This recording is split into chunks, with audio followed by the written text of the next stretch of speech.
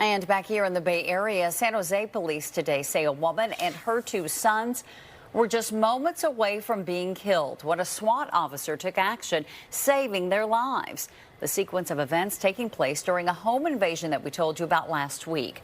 Our South Bay reporter Jesse Gary joins us now live from police headquarters, where today the police chief talked about this disturbing case. Jesse. Heather, police say suspect Eliobart Gonzalez Rocha had recently been evicted from his apartment. His return to that apartment complex led to minutes of terror for one family before a San Jose police officer took lethal action.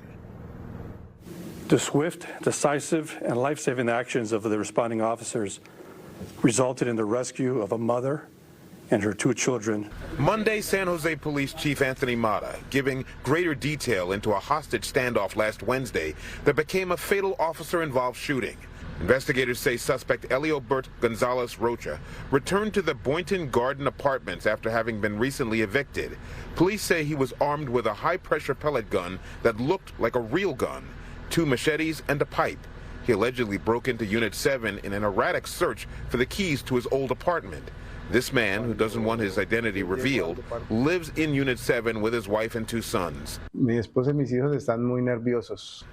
wife and kids are very nervous because we had never seen the aggressor before. It was a random attack, and he just chose our house. But the problem, I think, was with the complex manager because he kept asking for her and saying her name. Investigators say the female victim hid her 7-year-old son in a closet. Then, Gonzalez Rocha forced her to tie her 17-year-old son with an electric cord, then forced both to kneel.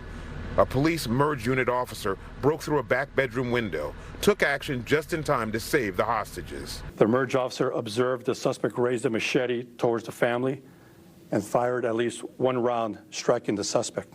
Gonzalez Rocha was pronounced dead at a nearby hospital. There's nothing that can prepare someone for an experience like the one the chief just articulated. I'm thankful beyond words that this situation did not end in horrifying tragedy. Investigators don't know why Gonzalez Rocha went to this specific unit looking for keys to an apartment he was already evicted from. The family that spent 50 minutes locked in terror says they're now looking for a new place to live. No sabemos nada, no sabemos ni el nombre. They're still in fear because it's been hard for them to forget. It was a traumatic event. Investigators are checking into the suspect's mental health history as well as where he purchased his weapons, particularly that gun that was a pellet gun but looked like a real gun. We're live outside San Jose Police Headquarters this afternoon. Jesse Gary, KTVU, Fox 2 News. We'll head back to you up in Oakland.